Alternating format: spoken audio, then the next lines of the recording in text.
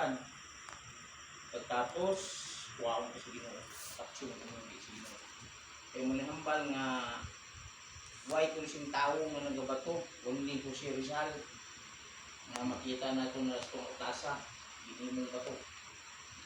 No? Si Rizal lang ang nabato ng tao.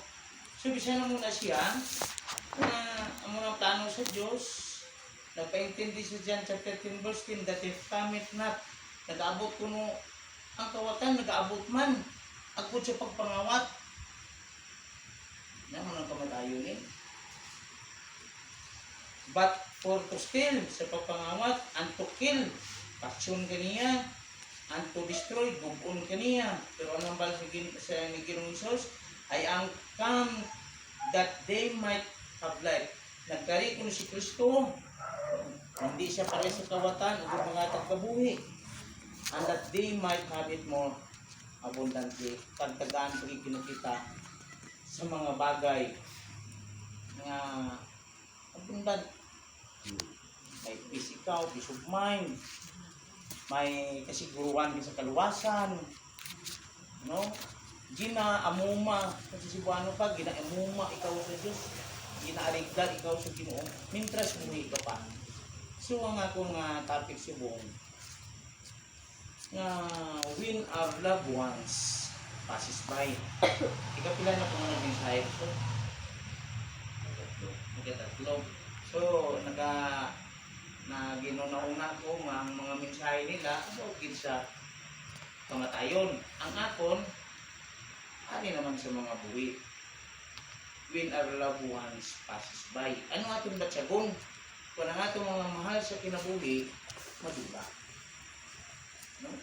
Para na Garnison, maulinis langit. Congratulations. Hindi condolence. Ang ako, congratulations. Kaya pauwi na kasi sa langit. Mabato niya siya sa iyang sa iya pala nga mga labor grace kalibutan. Huwag kumalipat sini kay Garnison kay Pastor. Kami ginisil sa ilang luma para si Mando. Nagkilalahay kami ni Brad Nelson sa una Pastor. Ang buhok niya sa gagawin. May buhok na siya na nataas. At ito na si Slumber, gabakal siya dito, kaya kung binobra sa balay nila. Ito na pagkabalo ko nga insiran ko dito. Sila nakita ko niya na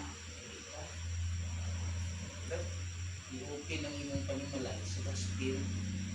Kaya nga man ang gospel o ang mayong balita, amo ni siya makahatag kagit sa aton, makadugang kung ano ang may-ara kita. So, praise God na kilalahay si Joshua Kisnilin, si Lasiko na nadalagid sa Ginoo. Kag sa pag-witness ko ni kay Brad Nelson dito kay Pastor mo, panagugit siya nga gingamit ko siya ang Roman chapter 20 nga ginluwas ikaw kay may purpose. Hindi ko gid malipatan pa. Pastor, anong ba nila may purpose sigili kung maluwas ka na. Naku, may purpose kita. Hindi, abi niyo, kung sa pinagsamahan lang, grabe niyo yung pinagsamahan namin ni Nelson. Nila ni nga pamilya nila kakainin, grabe niyo yung pinagsamahan. Amo na gani nga, isa na noong nagkakatabo, ay kami yung ginamahal naman sila kay nga aman.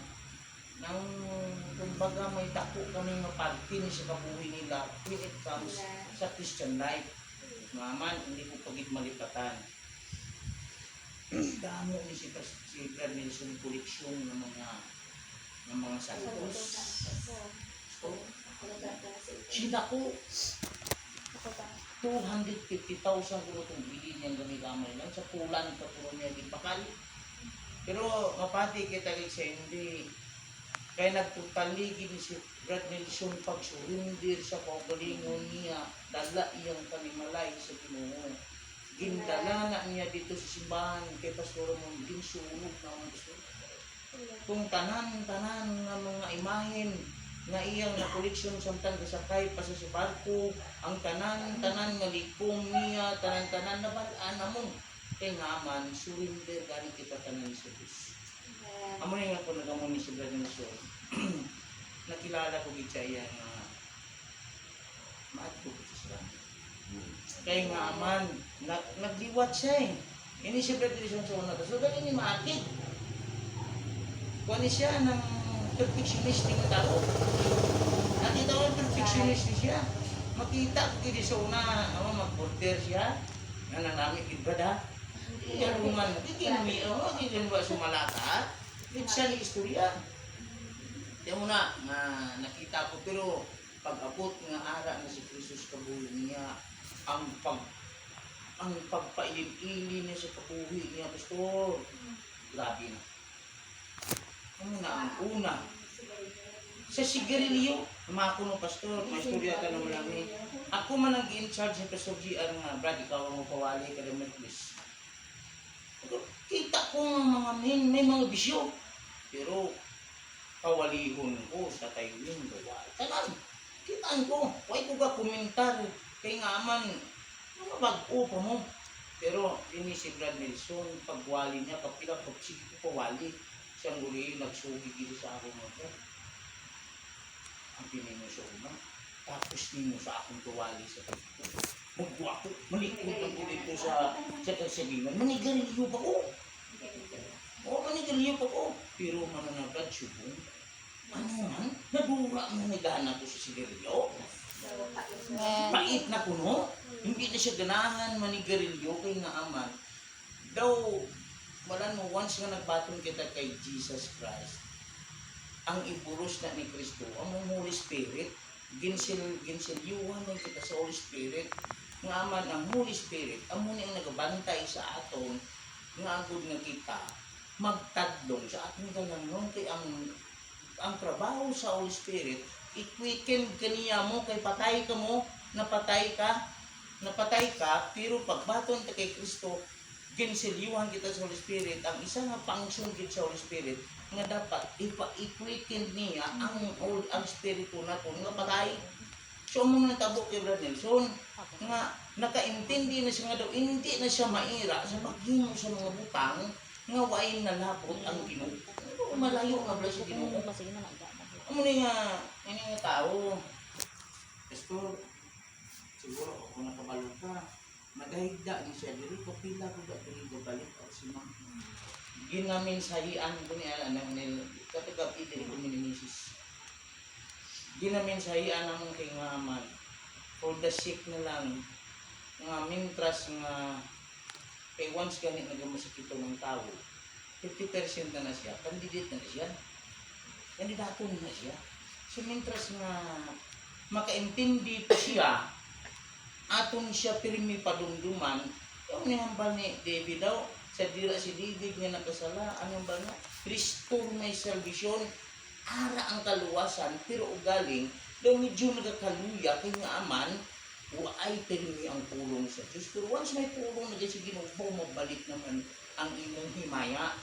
Amo na hindi ka makabiya sa Ginoo. Amo na nga ako, sa pastor naman, kung may mahimo lang po, amo niya atong trabaho mo to feed knowledge and understanding. So mo ni siya nga karong nga gabi ang simple sa mensahe no encouragement sa aton no sa una sa Katolik tata paglubong nabutaw una pang buhi maluksos buho diba una daw nagapakita nga kulang kita sa pagtuo. So amo na hindi gusto sa Dios nga matabo ni sa iyang mga kaanakan nga dapat ang tanan mahibal-an ta nga kung ano ang kabuhi may harambalon nga ang pagka-ignorante kuno sa kamatayon ang resulta ang kabuhi ta ginapabayan ta daw without knowledge na bala kita. Nga bisan nakabalo, nagkikita nga ang tao, mapatay, pero gahimo pa kita sinsala. Nagahimo pa kita sa mga bagay, nga layo, dila sa tubangan sa Diyos. Kaya nga aman, Ignorante, nagapaka-ignorante kita. Amen? Amen. Di ba nabatsagan ka na? Paano nakikita nga mapatay? Maaway kita pagid nagatadlong. Amen. Ano na siya ba na? Kapalo nakikita nga madura kita sa sini nga kalibutan, nga lain-lain pagid ang ako. Right. Nagapaka-ignorante kita. Ikaduha, ang kamatayon pagid kuno, daw waay kita, ang waay pagkahadlok sa kamatayon. Ari pagid ha? Ang wala kuni pagkahadlok sa kamatayon, ginabaliwala naton nga ang kamatayon importante sa aton. Amen? Amen. Bahala mamatay ah. Di ba kabatian ta na siya? Naaman, wala na naton ginhatagan pagka-importante ang kamatayon, nga ang kamatayon ra ang meaning sa death, separation. Magbulagay ang tatlo ka tripartite daan ka tao. Lawas, kalagag, espiritu. Karon kung wala ka karon sa Ginoo, wa mo gimbaton si Kristo nga imong manuluwas, halin ka sa pagkamakasasala kay siya makasalaan siya makakuha na sa aton. Di may ambal ka, bahala na lang ah. Para kung ginatunan ko ito, bahala na ko, tagdaw ko siya. Tinakugay, ito tumaan, after ka mapatay. Kung ay kay Kristo, interno ka. So dapat kadlukan tang kamatayon. Amen. Kaya nga man, once mahadlok na kita sa kamatayon, nagbagino tayo kita sa manami. Tagaan ka tayo ng importante. Lapaw na kung ay pakita kay Kristo.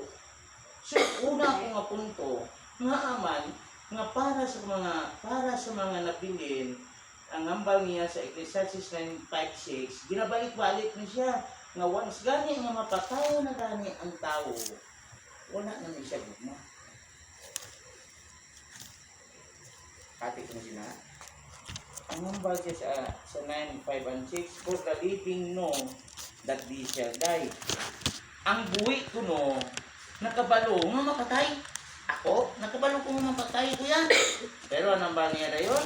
But the dead know not anything. Pero once gani nga ikaw, para sa Brad Nelson, sa buhay pa ni si Brad Nelson, kabalo ko siyang mapatay. Pero once mapatay na gani si Brad Nelson, pwede na si Minibara. Cut off na na tanan, wala na na.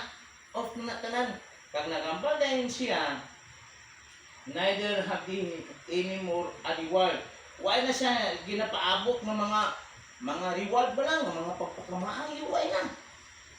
Why na? Halimbawa, tawan pa siya balay.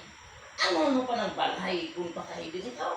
Ano mo ang kabayo kung ay, ano mo ng pagkaon kung patay ng kabayo?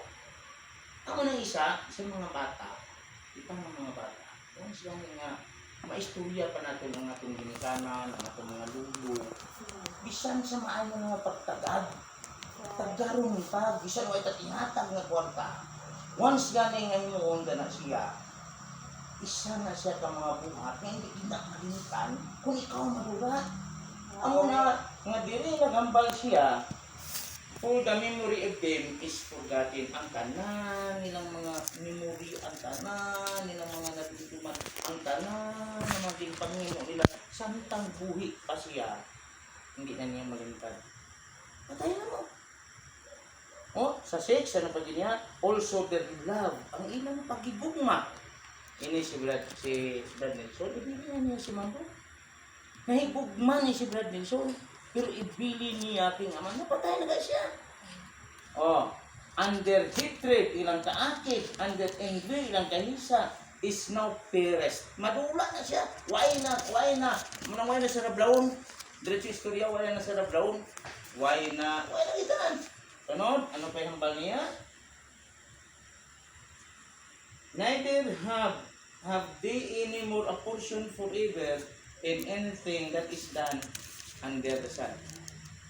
Ang iya, amo na gani, kung may utang ni siya, kag kung may ginpautang, cut off na na. Sa una nga bata pa ko, pag sulod ko sa puko, ako ang ngayon chairman, ako na yung manager. Naman ko sa accountant, sa cancel. Anong bawa ng utang, saan unik utog? Huwag kong balo mo. Na once mapatay ka na gani, why na siya? Why na manukot nimo?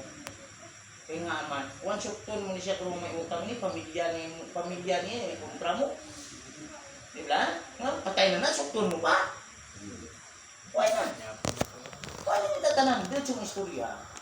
Sa ngalan nga patay, patay na paglaom, patay dito. Amo na ang kahintangan sa tao sa dira nga madula na siya diri sa kalibutan.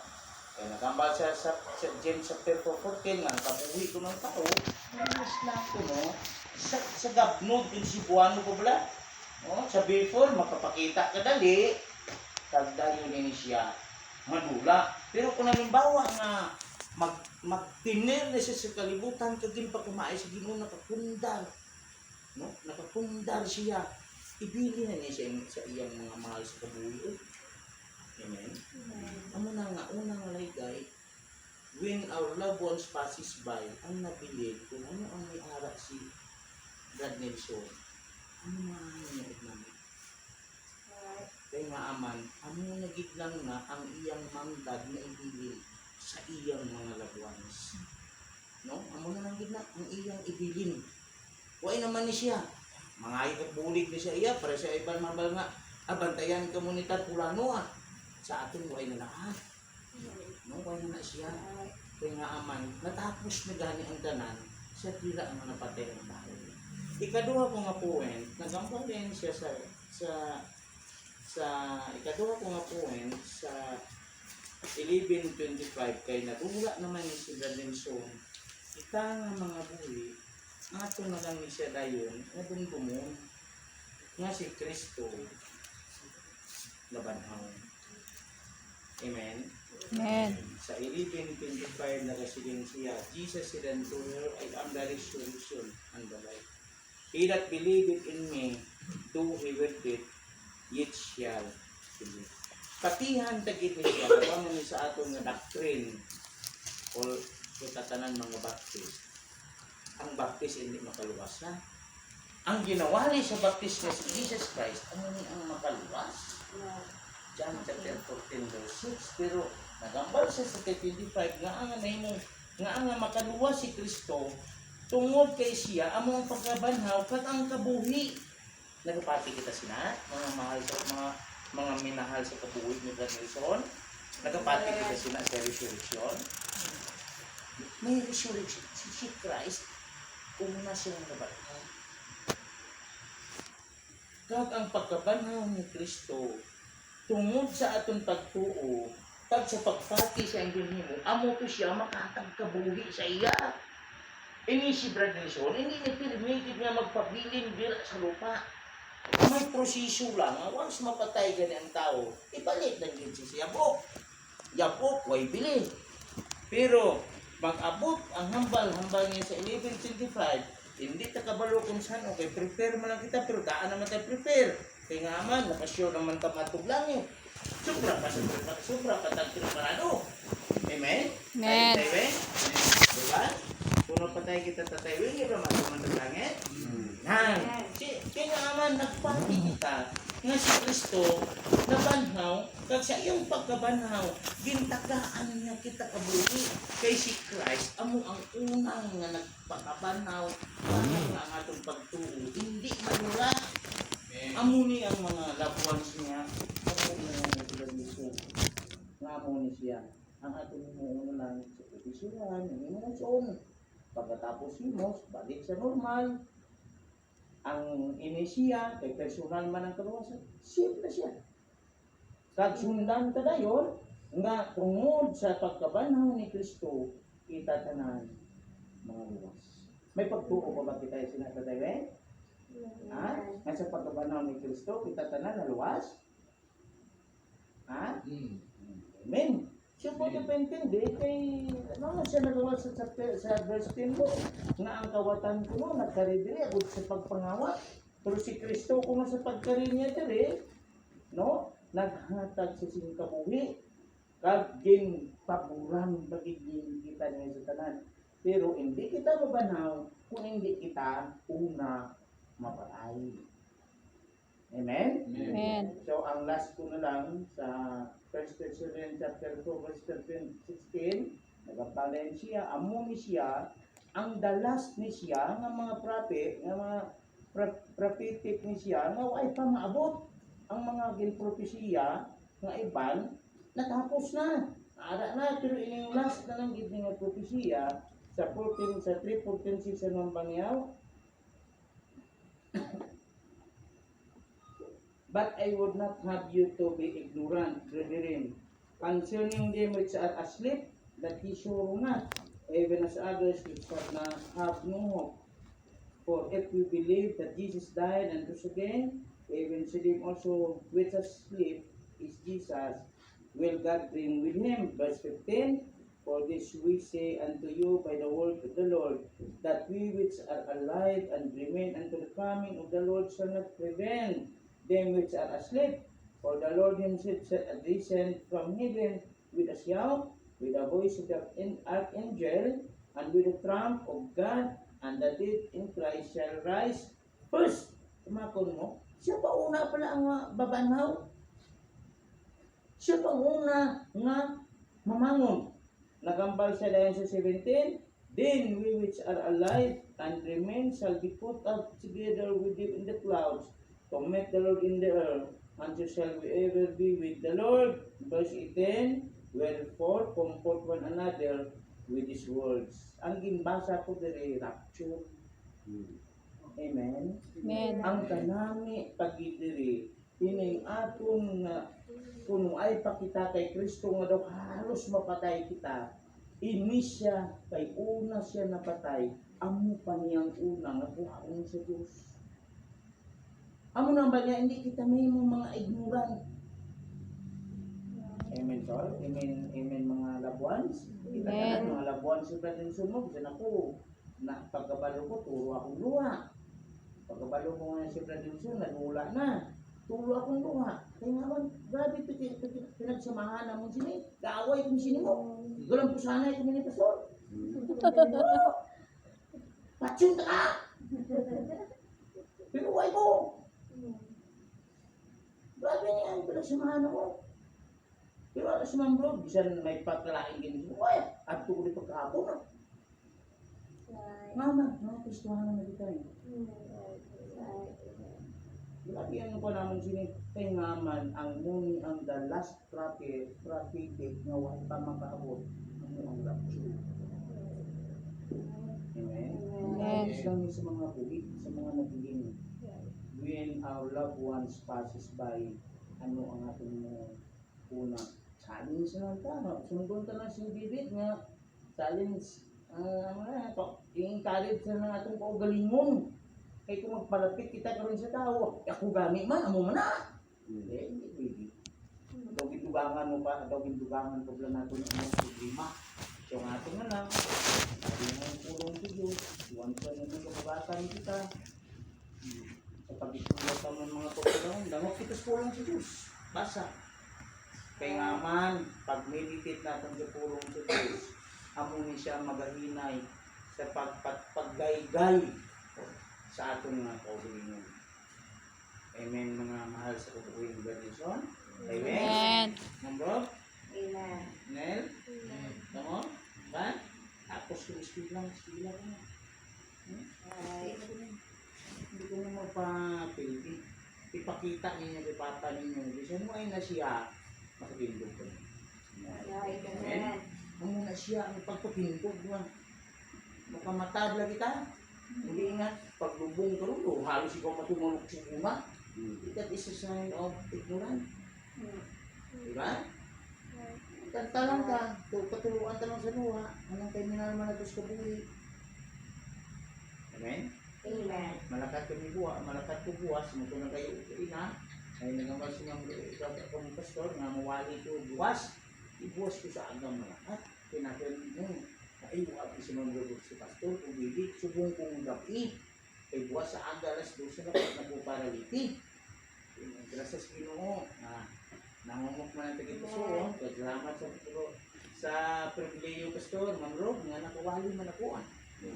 Sa nang nga kada isa sa aton, may encourage sa kagisa kay karesa sa aton may mga kabukatan ang Diyos nga ginatag sa aton.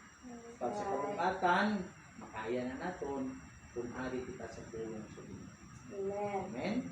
Kaya dili lang puputo, mag-pray kita, buko atong ulo, let us pray God, sa mga gabi, na mensahe naman ay mong tulong about sa kaluwasan, about yung Ginoo sa tanang Ginoong kung anong hindi mo through your Holy Spirit. Ginapangamuno ko biglang yung mga mahal sa pag-uwi ni Brad Nelson nga maintindihan nila nga una mo si Brad Nelson dito. May purpose ikaw Ginoo sa mga bagay. Yung mga nangyayari di sa sulog-subong, yung lagi kilalawin nila nga sila sa pamakasasala. Nagkinanglan kit sila sa manluluwas Ginoo kay once mapatay adto gi impierno. Amo na nga Ginoo bumuka ang kagitusuon sa inyong mga katawhan, mga anak. Mientras nga nagakulat kami sa mga pagbalik, atag kami Ginoo sa maayong mga panguna-una, dumalanga kami, kasi kami pagbalik. Balik naman ang himaya, in Jesus name I pray. Amen. Amen. So, pabiling sa pagkuhan po sa ulo, kami na kita na nakambong sumong kasi wala pa nakapreparar, wala pa nakabako kay Jesus Christ. No? Sinigabi, pwede ka mapabay, pwede